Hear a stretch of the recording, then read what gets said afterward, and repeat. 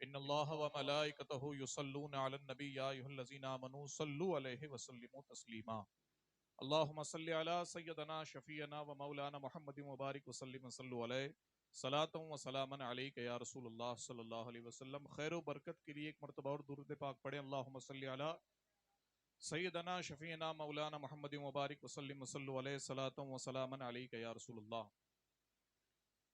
رات کے 1:30 بج چکے ہیں اور ان قریب محفل کا اختتام ہونے والا ہے۔ ہمارے خاص مہمان طوطی راجستھان قاری شریف صاحب قبلہ باقی ہیں۔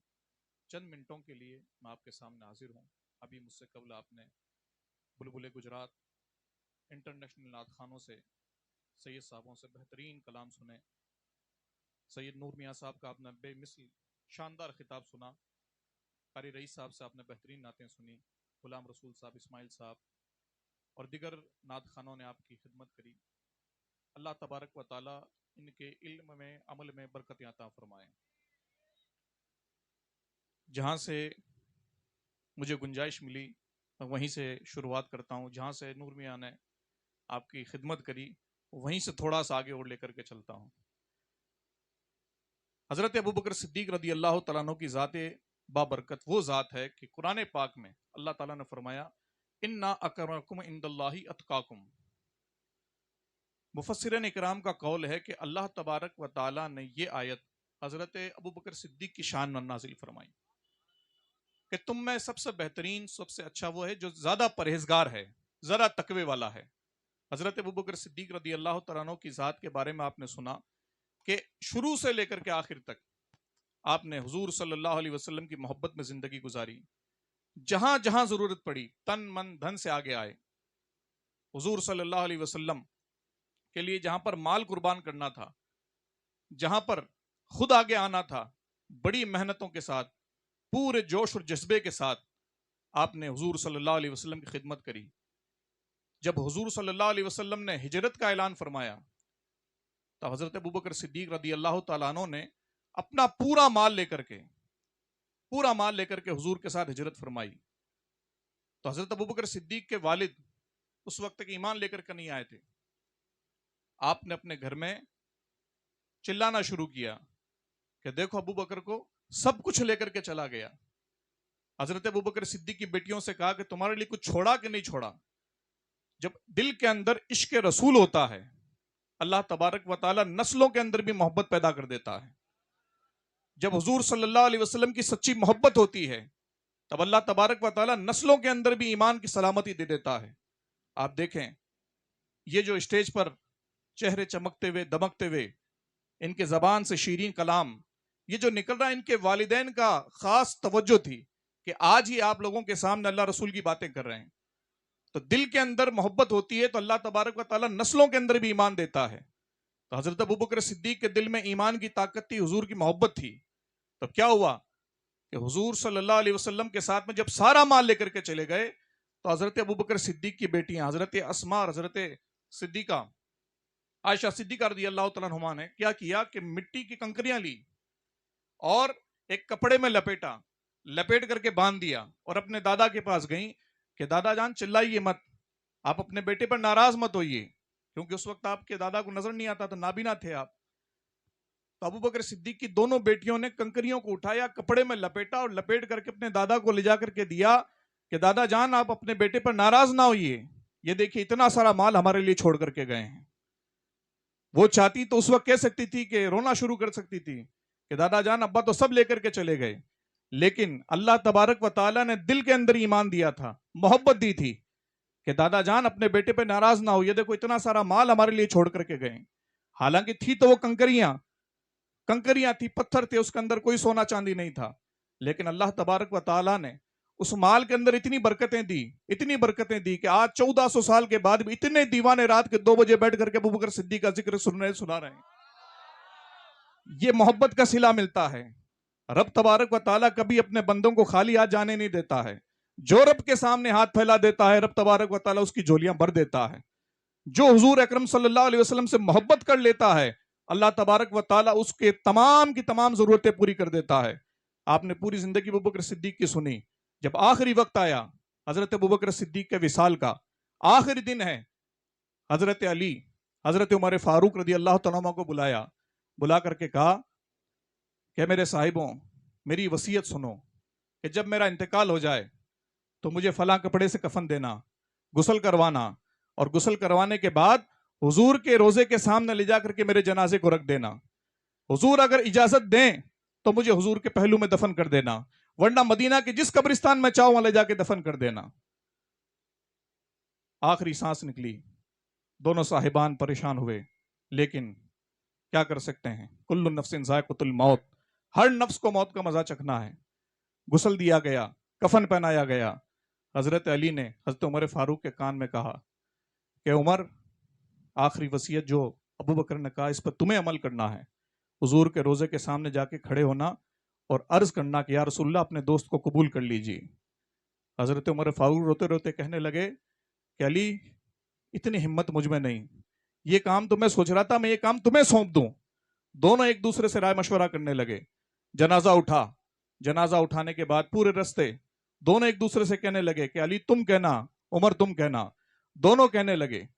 لیکن جب چل کرتے ہیں اور جنازہ جیسے ہی سامنے رکھا تو خود بخود حضور کے روزے کا دروازہ کھل جاتا ہے، حجرے کا دروازہ کھلا، اندر سے اجازت آئی کہ میرے دوست کو میرے قریب لے کر کے آ جاؤ۔ حضور اکرم صلی اللہ علیہ وسلم کے ساتھ آپ کے پہلو میں قبر میں آپ کو دفنایا گیا، اور دفنانے کے بعد حضرت عمر فاروق کو امیر المومنین بنایا گیا۔ تو حضرت عمر فاروق رضی اللہ تعالیٰ عنہ نے وہ کام کرنا شروع کیے جو ابوبکر صدیق کیا کرتے تھے، وہ کاموں پر عمل کرنا شروع کیا کہ جو ابوبکر صدیق کیا کرتے تھے۔ آپ کو بتایا گیا، آپ نے پتہ کیا کہ ابوبکر صدیق ان لوگوں کی مدد کے لیے جاتے ہیں جن کا کوئی سہارا نہیں ہوتا ہے، ان لوگوں کی پریشانیاں دور کرتے ہیں جن کی کوئی پریشانی دور کرنے والا نہیں ہوتا ہے۔ کیا کرتے؟ ایک شخص تھے، نابینا تھے، بوڑھے تھے، منہ میں دانت نہیں تھے۔ ابوبکر صدیق کے بارے میں پتا کیا کہ وہ جا کر کے ان کے ہاتھ سے، اپنے ہاتھوں سے کھانا بناتے، ان کے کمرے کی صفائی کرتے، ان کے کپڑے دھوتے اور اپنے ہاتھوں سے ان کو کھانا کھلایا کرتے تھے۔ حضرت عمر فاروق نے کہا میں بھی یہ کام کروں گا۔ آپ بھی اس شخص کو تلاش کیا، تلاش کرنے کے بعد ان کے پاس جاتے ہیں، جا کر کے ان کے کمرے کی صفائی کرتے ہیں، کھانا بناتے ہیں، کھانا بنا کر کے نوالا توڑ کر کے ان کے منہ میں دیتے ہیں۔ جیسے ہی نوالا جاتا ہے، ان شخص نے کہا ان للہ و انا الیہ راجعون، مجھے ایسا لگتا ہے کہ ابوبکر وصال کر گئے۔ حضرت عمر چونکے کہ شخص، اے بزرگ آدمی، تجھے کیسے پتا چلا کہ ابوبکر کا انتقال ہو گیا؟ سارا کام میں نے وہ کیا جو ابوبکر کیا کرتے تھے، تجھے کیسے پتا چلی؟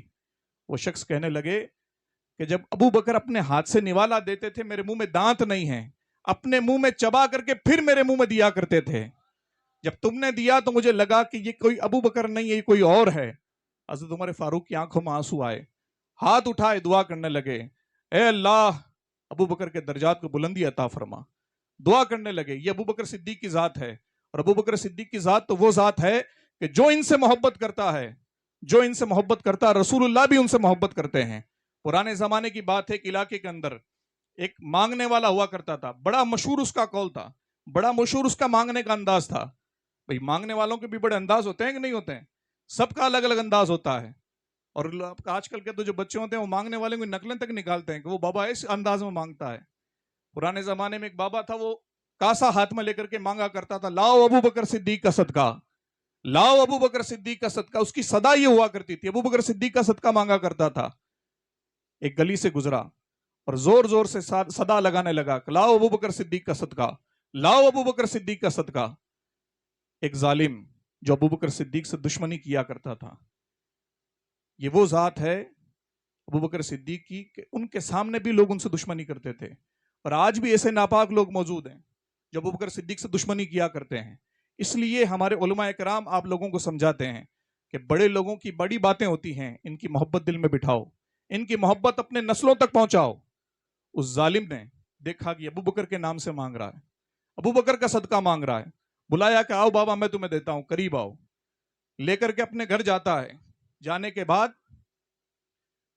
اندر بلایا، اندر بلانے کے بعد اس بابا کو لیا، اس کو مارا، مارنے کے بعد اس کی زبان نکال کر کے چاقو سے کاٹ دی۔ تو اس زبان سے ابوبکر کا نام لیتا، مجھے یہ زبان چاہیے، زبان کاٹ دی۔ پوری زندگی ابوبکر کے نام کا صدقہ کھایا، آج منہ میں زبان نہیں، ظالم نے زبان کاٹ لی، بڑا پریشان ہوئے، غریب تھے، پریشان ہوئے، بہت روئے، لیکن کسی سے کچھ نہیں کہا، کسی سے کچھ نہیں کہا۔ پوری زندگی ابو بکر صدیق کا صدقہ جس زبان سے مانگا، آج وہ زبان کاٹ لی گئی، بڑے پریشان ہوئے، گھر گئے۔ گھر جانے کے بعد گھر والوں نے کہا، بیوی نے پوچھا، بیٹی نے پوچھا، بچوں نے پوچھا، ابا جان کیا ہوا؟ کسی کو کچھ نہیں کہا، کمبل لیا، اوڑا اور سو گئے۔ روتے روتے آنکھ لگ گئی، جیسے ہی سوئے آپ کا نصیبہ چمکا۔ جیسے ہی نصیبہ چمکتا ہے، حضور صلی اللہ علیہ وسلم خواب میں آتے ہیں۔ حضور صلی اللہ علیہ وسلم خواب میں آئے اور آ کر کے کہا کہ میرے امتی کیا ہوا، کیا ہوا؟ لیکن منہ میں زبان نہیں، بولنا چاہ رہے ہیں لیکن طاقت نہیں۔ حضور صلی اللہ علیہ وسلم مسکرائے اور ابو بکر کو آواز دی، میرے دوست میرے قریب آؤ۔ دیکھا ابو بکر صدیق بھی نظر آ رہے ہیں۔ حضور نے کہا، ابو بکر یہ تمہارے نام سے مانگا کرتا تھا، تمہارا صدقہ مانگا کرتا تھا، تمہارے دشمن نے اس کی زبان لے لی، اپنے ہاتھوں سے اس کو زبان لوٹاؤ، اپنے ہاتھوں سے اس کو زبان دو۔ حضرت ابو بکر صدیق آگے آتے ہیں اور آنے کے بعد حضور صلی اللہ علیہ وسلم کا لعاب دہن اپنے ہاتھ میں لے کے ان کے چہرے پہ لگاتے ہیں، اللہ تعالیٰ نے زبان لوٹا دی۔ جیسے ہی زبان لوٹائی، خود کی زبان تھی جب مانگا کرتے تھے، جب حضور صلی اللہ علیہ وسلم کے لعاب دہن سے ہاتھ لگی ہوئی زبان نکلتی ہے، جیسے ہی زبان لگی، اللہ تبارک و تعالیٰ نے ولایت بھی عطا فرما دی، اللہ تعالیٰ نے کرامتیں بھی عطا فرما دی، دین بھی مل گیا، دنیا بھی مل گئی۔ آنکھ بیدار ہوئی، دیکھا کہ پورے منہ میں سے خوشبو آ رہی ہے، بیدار ہوئے کہ وہ زبان جو کاٹ لی گئی تھی اس سے بہترین زبان منہ میں لگی ہوئی ہے۔ اپنے سینے کو ٹٹولا، اپنے ذہن کو کھولا تو منہ سے قرآن کی آیتیں نکل رہی ہیں، حضور کی حدیثیں دل کے اندر حفظ ہو چکی ہیں، بڑا بہترین اللہ تعالیٰ نے انہیں انعام عطا فرمایا۔ کہنے کا مطلب یہ ہے، ابو بکر صدیق رضی اللہ عنہ کی ذات وہ ذات بابرکت ہے کہ اللہ تبارک و تعالیٰ دین و دنیا کی ساری نعمتیں نوازتا ہے۔ ابو بکر صدیق کا خاص فیضان یہ ہے کہ جو ان کے نام کا وسیلہ لیتا ہے، حضور صلی اللہ علیہ وسلم اس وسیلے پر بھی آمین کہہ دیا کرتے ہیں۔ حضور صلی اللہ علیہ وسلم بھی اس امتی سے خاص محبت کرتے ہیں جو ابو بکر صدیق سے محبت کرتا ہے۔ یہ جو ترکیب ہے، یہ جو تقریب رکھی گئی ہے، یہ حسن علی شاہ رحمۃ اللہ تعالی علیہ کے عرس کے موقع پر ہے، اور یہ بڑے کرامتی بزرگ ہیں۔ آپ نے اگر تاریخ اولیاء میڑتا کے اولیاءوں کے بارے میں پڑھا ہے تو اگر آپ کو نہیں پڑھا تو میں آپ کو بتاؤں کہ وہ ہستی ہیں کہ ان کے مزار کو شہید کرنے کی 3 بار کوششیں کی جا چکی ہیں، لیکن اللہ تبارک و تعالیٰ کا بڑا کرم ہے ان پر۔ جو ان کے مزار پر ہاتھ لگاتا ہے وہ دنیا سے چلا جاتا ہے، جو ان کے مزار پر انگلی اٹھاتا ہے وہی دنیا سے چلا جاتا ہے۔ موت زندگی اللہ کے ہاتھ میں ہے، لیکن جب چمتکار ہوتا ہے تو سبھی چمتکار کو نمسکار کرتے ہیں، دنیا کا قاعدہ ہے۔ تو یہ بڑی کرامتی ہستی ہیں۔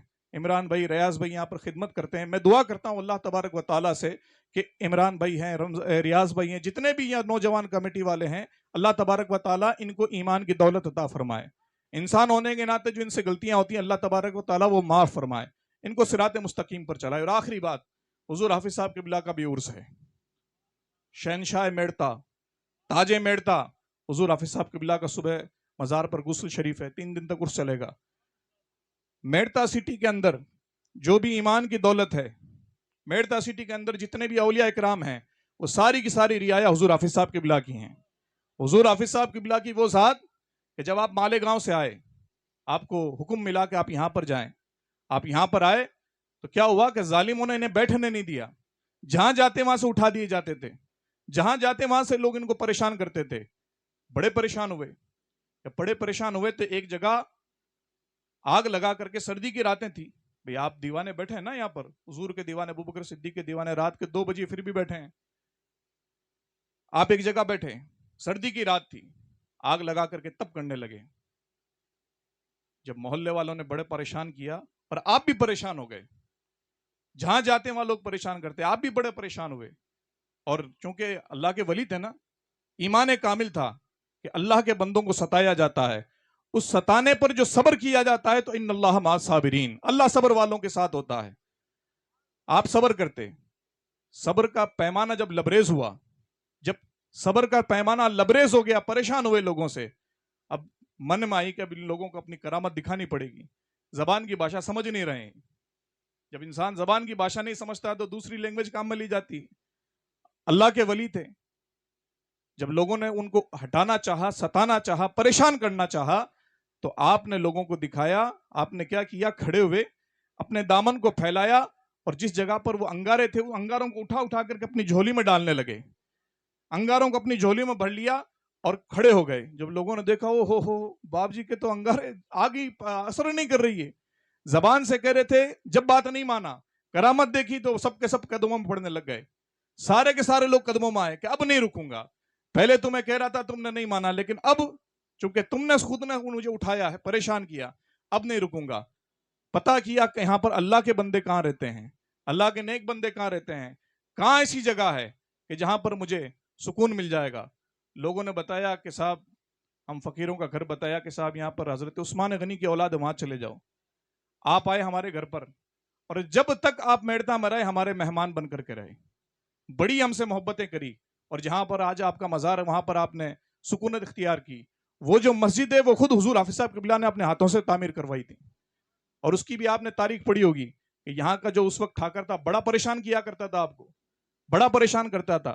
جو رات میں جو کام کرنے والے مزدور آتے، دن میں وہ بادشاہ کا محل بناتے تھے، رات میں مسجد تعمیر کرتے تھے، تو ٹھاکر نے کہا کہ صاحب یہ مزدوروں کی چال کم کیسے ہو گئی؟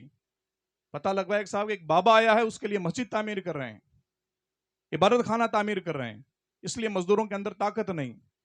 ٹھاکر نے پابندی لگوا دی کہ نہیں، وہاں پر رات میں کام کرتے ہیں، تیل بند کر دیا جائے، ان کا تیل بند کر دیا جائے کہ نہ تیل ہوگا نہ روشنی میں کام کریں گے، ساری محنت میرے محل کے اندر ہونی چاہیے۔ حضور حافظ صاحب کے بلا کو بتایا کہ حضور ٹھاکر نے تیل بند کروا دیا ہے، دیے جلیں گے کیسے، جلیں گے کیسے؟ تو آپ تو غریب نواز کے غلام تھے نا، غریب نواز کے خاص غلاموں میں سے تھے۔ آپ نے کہا پانی لے کر کے آؤ، پانی کو دیوں میں ڈلوایا اور پانی سے دیے جلوا دی۔ وہ جو حضور حافظ صاحب کے پاس درگاہ کے پاس جو مسجد بنی ہوئی ہے جہاں پر نماز ہوتی ہے، وہ مسجد تعمیر ہوئی ہے پانی کے دیوں سے۔ آپ نے پانی کے دیوں سے آگ لگوا دی اور دعا دی ان کام کرنے والوں کو، اور یہ وصیت کی کہ یہ مسجد ہمیشہ آباد رہے گی اور وہ محل ہمیشہ ویران رہے گا۔ آنکھیں دیکھ رہی ہیں کہ محل پر جانور تک جانے تیار نہیں ہیں، اور حضور حافظ صاحب کی بارگاہ میں روزانہ ہزاروں لوگ عقیدت مند پھول پیش کرتے ہیں، دعائیں عرض کرتے ہیں۔ تو حضور حافظ صاحب کے بلا کا عرس ہے، آپ وہاں پر جائیں، فاتحہ خوانی کریں، دعائیں کریں، اللہ تبارک و تعالیٰ نیک بندوں کے صدقے میں دعائیں قبول کرتا ہے۔ استغفر اللہ ربی من کل ذنب واتوب الیہ۔ السلام علیکم۔